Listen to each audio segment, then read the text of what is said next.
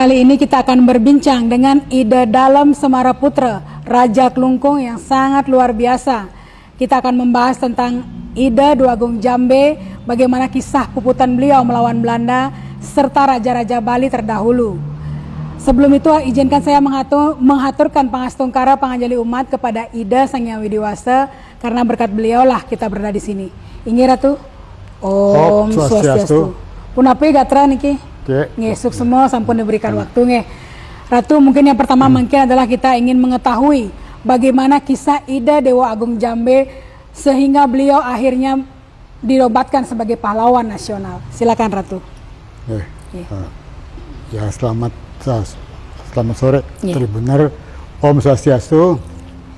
Jadi kalau kita menelaah tentang Ida Dua Agung Jambe, maka beliau setelah dinobatkan pada tahun 1904, itu sebenarnya beliau ini raja yang kooperatif, bijaksana, dan ingin berteman dengan seluruh kerajaan yang ada di Indonesia, di Bali dan di Indonesia, dan juga ingin bersahabat dengan orang-orang asing gitu ya. Sehingga beliau juga beberapa kali melakukan pertemuan dengan orang-orang Belanda untuk ya segala macam perundingan, perundingan persahabatan, perdagangan, dan lain sebagainya. Hanya saja nggak tahu bagaimana maksud Belanda, karena Klungkung ini sampai saat itu masih dianggap belum mau tunduk kepada Belanda. Satu-satunya kerajaan yang masih belum mau tunduk kepada kerajaan di Nusantara ini, maka Belanda itu terus berupaya untuk mencari alasan bagaimana cara menaklukkan Klungkung. Akhirnya dia mendapatkan alasan dengan seolah-olah dia akan melakukan penertiban perdagangan. Perdagangan pada waktu itu perdagangan opium dia masih legal, jadi mereka dari luar Klungkung, mungkin dari Denpasar, itu melewati wilayah Klungkung tanpa memberitahu raja atau staf kerajaan, sehingga hal itu dianggap sebagai pelanggaran wilayah. Setelah ditegur, maka dia bilang bahwa kami akan mengejar para pedagang candu, pedagang yang tidak mau menuruti aturannya pemerintah Belanda. Yang kebetulan mereka yang dikejar adalah adiknya raja, jadi yang berada di Puri Gelgel. Ya, mereka langsung pergi ke Gelgel dan kemudian terjadi pertempuran di sana. Terjadi pertempuran karena adik raja tidak mau juga diatur oleh Belanda. Jadi beliau maunya ya kami kan negara bebas, jadi kenapa harus diatur kan gitu ya. Jadi, kemudian dari pertempuran banyak yang gugur, tapi biasa kan, Belanda lawan pribumi pasti yang menang pasti Belanda. Kekuatannya bedanya. Ya, sehingga adiknya raja kemudian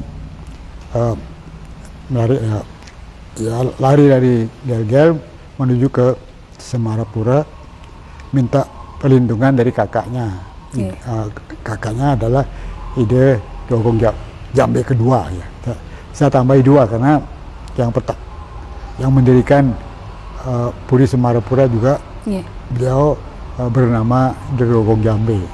Kita anggap itu Dua Agung Jambe yang pertama. Kemudian minta perlindungan, ya dilindungi oleh raja. Tapi kemudian dikejar oleh Belanda. Belanda kemudian akhirnya memberikan ultimatum kepada raja. Malah rajanya diultimatum supaya menyerah dan tanpa syarat. Jadi waktu nikahnya. Ya.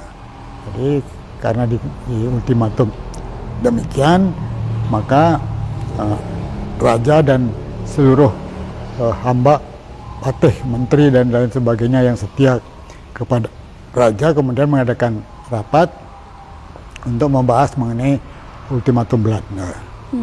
Dan kemudian dicapai kesepakatan bahwa Klungkung tidak akan menyerah, akan mempertahankan kedaulatan dan harga diri sampai titik darah penghabisan. Jadi itu hasil keputusan dari rapat dengan tekad yang bulat. Akhirnya mereka semua memakai pakaian serba putih. Yang keluar paling dulu adalah Permaisuri dan Putra Mahkota. Jadi beliau yang gugur pertama kali. Setelah gugur kemudian raja dan pengikutnya yang setia bertambah semangat, jadinya malah bertambah semangat, bukan bertambah takut tapi bertambah semangat dan lebih bertekad untuk terus berupaya istilahnya berjuang lah sampai titik darah penghabisan. Nah, barulah kemudian raja diikuti oleh para menteri dan pembantu raja yang lain serta masyarakat yang setia kepada raja untuk melawan Belanda, sehingga ya mereka akhirnya gugur semua yang dewasa ya. Karena yang dewasa kan pasti akan ikut bertempur, sehingga semua pada gugur. Ya, setelah gugur itu ya Klungkung otomatis sudah di bawah kekuasaan Belanda. Jadi demikianlah beliau gugur pada tanggal 28 April 1908. Ini kok gugurnya beliau nih. Makanya mungkin beliau diberikan gelar pahlawan nasional karena perjuangannya mempertahankan Klungkung waktu nikah nih di hadapan Belanda nih. Karena itu isinya mengingat tekad beliau, nilai-nilai perjuangan beliau, masyarakat Klungkung, kami keluarga terutama itu tetap ingin mempertahankan semangat dari beliau. Jadi nilai-nilai perjuangan para pahlawan yang sudah gugur itu kita akan tetap pertahankan ya, dan kenang juga sehingga dapat dipakai sebagai pemacu bagi kami untuk berjuang untuk mencapai apa yang bisa kami dapatkan. Kalau untuk waktu gugurnya Dua Agung Jambe ini kan berubah status Klungkung seperti Gianyar kan enten kata Kocang ya? Otomatis dia gitu. Diubah sama Belanda kan waktu itu ya? Di bawah government jadinya. Tapi? Government. Kau kan setelah Dua Agung Jambe Sirel Raja Maleng Kosong ya waktu itu jadi kan semua yang tadi saya bilang tadi Putra Mahkota sudah gugur. Tapi kan ada Dua Agung Mampah kalau nggak salah beliau masih kecil. Oh, masih kecilnya. Masih kecil. Jadi yang pokoknya yang sudah yang akhir balik termasuk beliau gugur. Sudah akhir balik juga ikut bertempur tapi tertembak, tapi yang kena tembak lututnya sehingga beliau jatuh tertimbun oleh mayat yang lain, disangkanya sudah meninggal gitu. Disangkanya sudah meninggal, kemudian beliau pingsan setelah pertempuran. Besoknya pada waktu mayat-mayat dia ambil untuk diupacara oleh masyarakat, baru kedapatan ayah saya ternyata masih hidup. Iya. Tapi kan memang beda kekuatan antara Belanda dengan Klungkung waktu nikah karena Belanda sudah pakai senjata api waktu nikah. Sementara Klungkung masih bambu runcing kita juga masih keris ya, masih keris sama tombak. Keris sama tombak.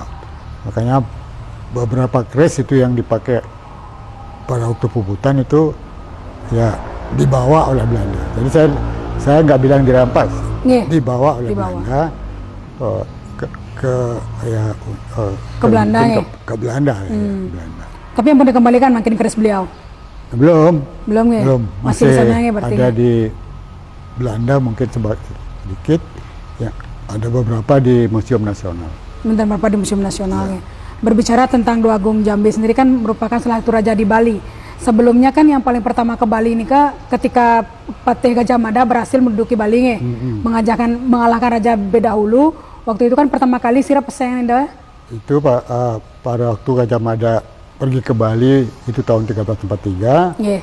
Kemudian setelah Bali berhasil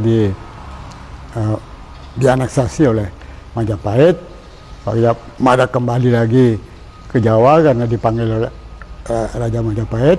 Maka di Bali tidak ada yang menguasai Bali. Jadi para pahlawan perang itu oleh Gajah Mada diberikan wilayah-wilayah tertentu, wilayah tertentu. Jadi seperti Ari Kenceng itu di wilayah yang disebut Tabanan, kemudian Ari Sentok di Carangsari, Ari Ketuwaringin di Gelgel dan lain sebagainya.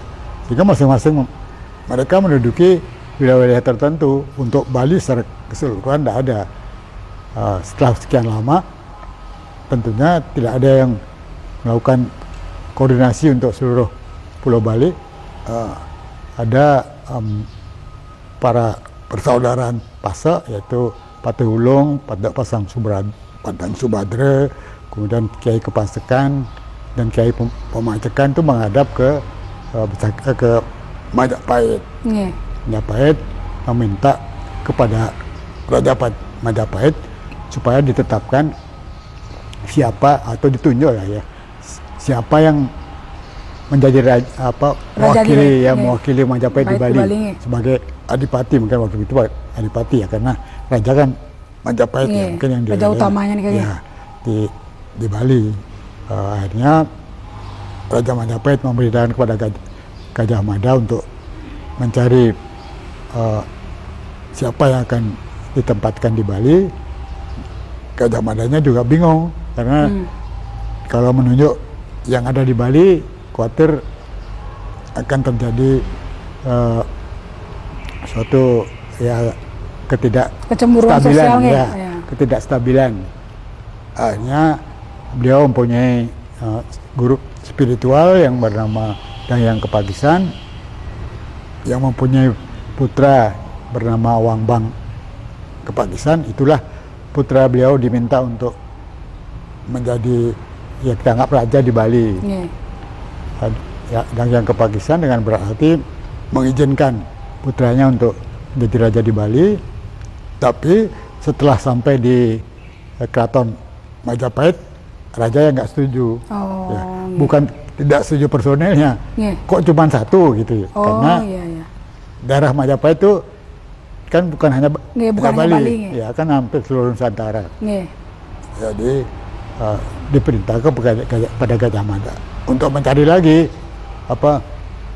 beberapa personel tokoh-tokoh yang bisa ditempatkan di seluruh wilayah Majapahit. Tapi karena waktu itu tidak juga ditemukan personil yang tepat, jadi Wangbang Kepagisan yang dulu merupakan Brahmana setelah dijadikan kesatria dengan nama baru Sri Soma Kepagisan, beliau menikah mempunyai 4 orang putra putri. Putra putri inilah kemudian setelah agak dewasa ditempatkan di mewakili Majapahit di beberapa daerah. Jadi yang bungsu yang bernama dalam Sri Aji Karna Kepagisan itu yang ditempatkan di Bali. Itu pada tahun 1350. 50 beliau ditempatkan di Bali dengan puri atau keraton itu berlokasi di Samprangan.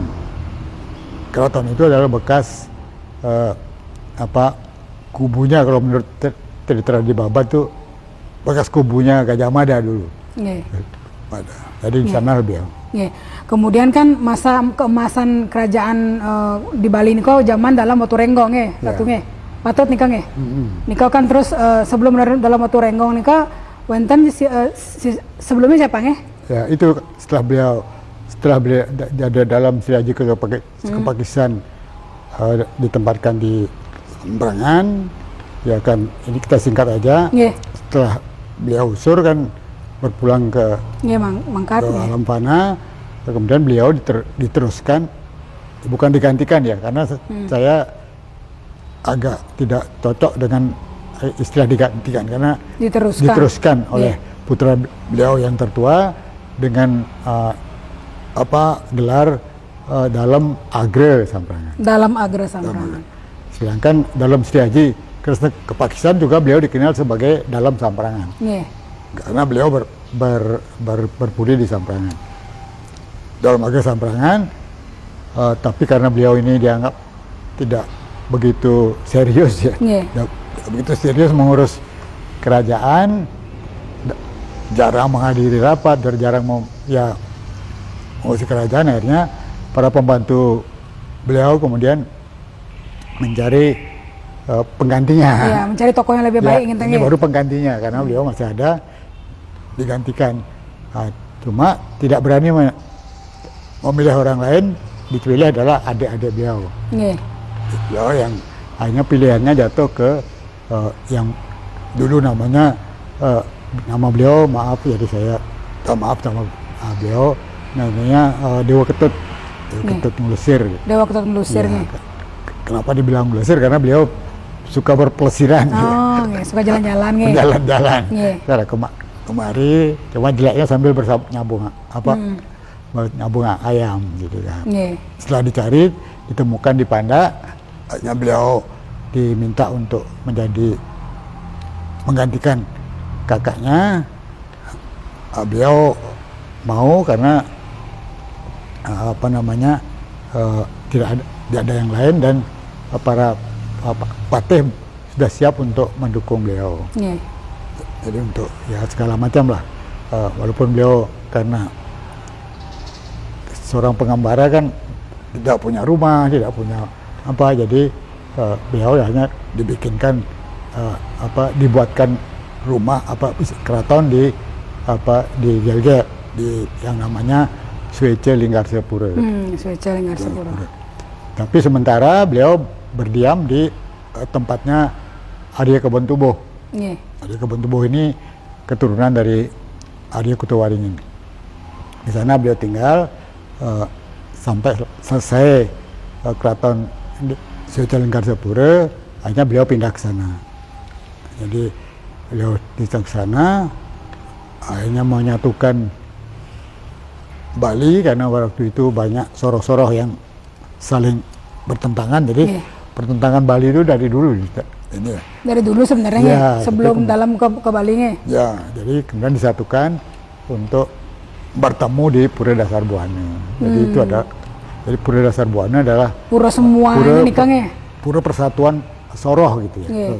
Kalau di Samuan III itu Pura Persatuan Sekte. Sekte waktu zamannya waktu pembangunan Pukuturan pembangunan Kayangan 3 nih Kang. Kalau Pura Dasar Buana yang tadi fungsi masing-masing itu berbeda, sama-sama menyatukan Bali, tapi yang satu untuk sekte, yang satu untuk seluruh soroh sana. Kemudian setelah beliau tua juga dari Semar Kepakishan, beliau digantikan oleh putra beliau, diteruskan oleh putra beliau bernama Dalam Moturenggong. Nah, pada waktu ini Majapahit sudah redup, jadi sudah mulai menurun ya, sudah hilang, sudah pada sudah kejayaannya sudah mulai turun karena perang saudara. Karena begitu akhirnya Bali merasa merdeka sendiri.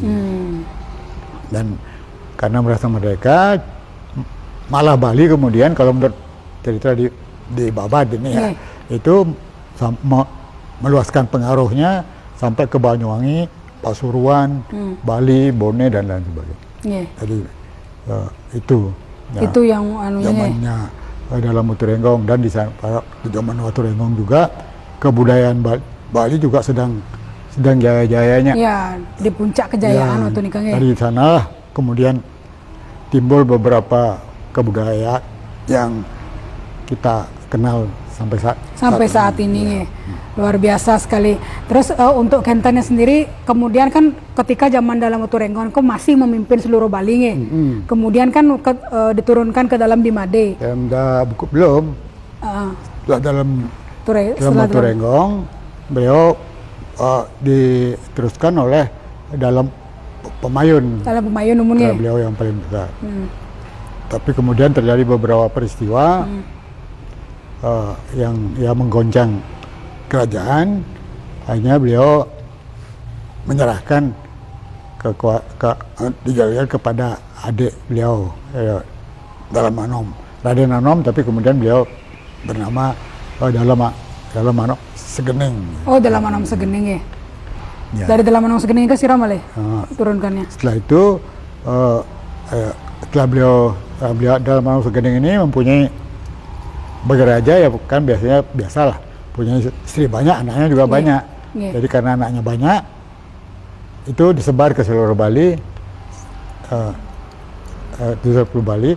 Kemudian setelah beliau wafat, diteruskan oleh putra beliau yang tertua juga yang bernama Dalam Anom. Dalam Anom. Berarti untuk turun ke dalam Dimadenya masih lama nih Kang?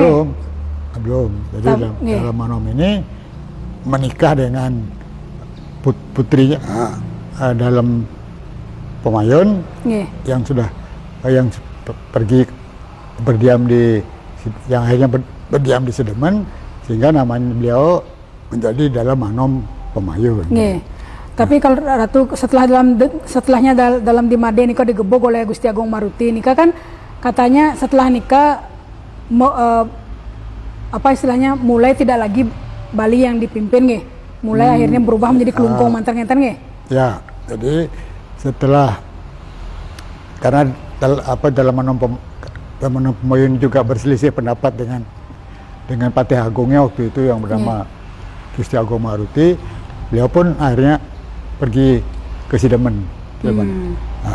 Dan kemudian ditunjuklah Dalam Dimade Dalam Dimade untuk menggantikan beliau.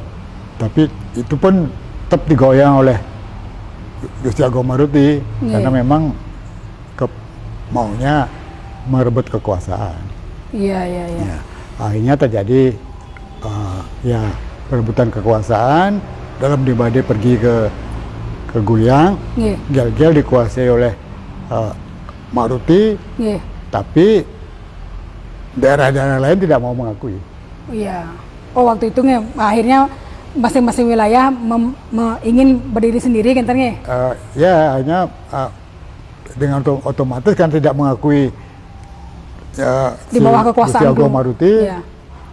Nah, yang lain ya kembali wilayah masing-masing jadi Badung sendirian, Tabanan sendiri. Jatuhlah Bali kemudian ya kembali seperti zaman awal Majapahit jadinya. Sebelum nikah. Terus kemudian ada perbedaan antara nama Dua Agung dengan Dalam itu apa sih sebenarnya maknanya nikah? Nah, itu kan penamaan aja. Penamaan. Sehingga banyak analisis gitu ya. Banyak analisis. Karena Dalam Dimade mempunyai putra 2 orang. Satu Dewa Agung Mayun, 2 Dewa Agung Jambe. Jadi yang ikut ke Guliang. Kemudian setelah Dalam Dimade wafat, Dua Agung sebenarnya mereka berdua diminta untuk ke Sidemen karena tidak ada puri kan ya.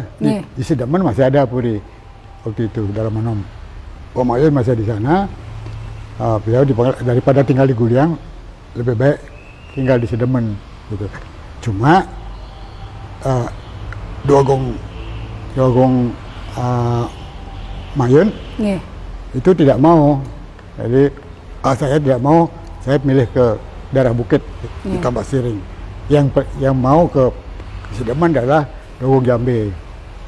Namun begitu beliau berangkat, paman beliau Dua Agung Anom itu sudah wafat. Jadi beliau tiba di Sidemen, di Sidemen sudah kosong. Tinggal sepupu beliau yang masih anak-anak juga. Berarti yang melawan Dua Agung yang melawan Gusti Agung Maruti memukul balik adalah Dua Agung Jambe. Agung Jambe. Jadi dari Sleman atas ya telah diadakan atas desakan dari yang lain supaya beliau kembali memegang kendali di Gelgel, karena kan yang lain tidak mengakui Ya. Maruti. Nggih. Jadi mereka maunya pokoknya harus dari terah dalam mainnya Sideman yang diwakili oleh Anglura Singatse, kemudian Badung yang diwakili oleh Kiai Jambe, Kiai Jambe Pule anaknya ya, yang mengutus anaknya, kemudian Beleleng dan Bukit yang waktu itu masih Banji Sakti tapi diwakili oleh patihnya Kitamblang, itu bersama-sama menyerang Gelgel sampai akhirnya Gelgel bisa dikalahkan, tapi Dua Agung Jambe kemudian meminta kakaknya untuk memegang tata kerajaan, tapi Dua Agung Mayun tidak mau karena merasa bukan beliau yang berjuang gitu ya. Mungkin waktu nikah ya, sehingga menyerahkan tahta kepada adiknya. Jadi tidak tahu, mungkin karena kakak beliau masih memakai nama Dua Agung Mayun, beliau juga mungkin tidak ingin lebih memakai nama yang lebih tinggi. Betul sekali. Tinggi. Kemudian tetap nama Dua Agung. Kemudian dengan diberikannya gelar pahlawan nasional kepada Ida Dua Agung Jambe, gimana perasaan Ratu? Wah, kami sangat senang sekali karena senang, selain sudah biasa kami memperingati kepahlawanan beliau, dan sekarang juga selain kami di Kelungkung sudah diakui oleh pemerintah dan seluruh, karena pahlawan nasional kan seluruh masyarakat Indonesia ini betul. Yang harus mengakui, yang berarti sudah mengakui beliau sebagai pahlawannya ya, karena pahlawan nasional, jadi merupakan pahlawan bagi bangsa Indonesia. Jadi bukan hanya bagi Kelungkung, tapi juga bagi bangsa Indonesia. Sehingga pendahulu kami sudah mendapat gelar kehormatan demikian, ya mudah-mudahan kami juga bisa berperan serta dalam kemajuan dari mengisi kemerdekaan di dalam Negara Kesatuan Republik Indonesia ini sesuai dengan apa cita-cita dari kemerdekaan itu. Mungkin yang terakhir itu pesan kepada seluruh semeton, termasuk juga khususnya terah-terah dalam untuk menjaga kemerdekaan ini pun apa Ratu? Silakan. Ya, pesan terakhir. Jadi karena sekarang ini kita sudah merdeka, dan dalam alam demokrasi yang merupakan kebebasan untuk semuanya ya, berbuat dan lain sebagainya. Dan kita berada di dalam zaman modern dengan kemajuan ilmu pengetahuan dan teknologi, maka kejarlah ilmu pengetahuan dan teknologi itu setinggi-tingginya. Jadi kejarlah ilmu setinggi-tingginya, itu dipakai untuk mengejar cita-cita yang kita sendiri inginkan dan juga negara butuhkan. Namun setelah tercapai cita-citanya, karena kita di Bali, pakailah penguasaan ilmu pengetahuan dan teknologi serta kehidupan modern dan kemajuan pariwisata yang mengenal banyak budaya itu untuk tetap mempertahankan adat dan budaya yang sudah diakui oleh dunia. Jadi adat dan budaya kita ini kan unik dan sudah diakui oleh dunia ya, sudah dikagumi. Jadi pakailah kemajuan ilmu pengetahuan dan teknologi serta prestasi yang dicapai itu untuk lebih memantapkan diri dan juga untuk melestarikan adat dan budaya yang sudah diwariskan oleh para leluhur kita.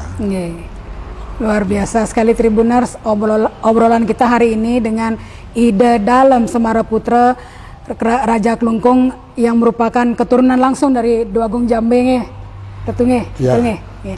Dan beliau memberikan petuah-petuah bagaimana kita meneruskan perjuangan Ida Dua Agung Jambe yang dulu mungkin di masa perang, mungkin kita di masa modern nge, Ratu nge, bagaimana kita bisa menjadi pemuda-pemudi yang hebat dan juga menjaga tetap warisan budaya Bali nge, Ratu nge. Betul.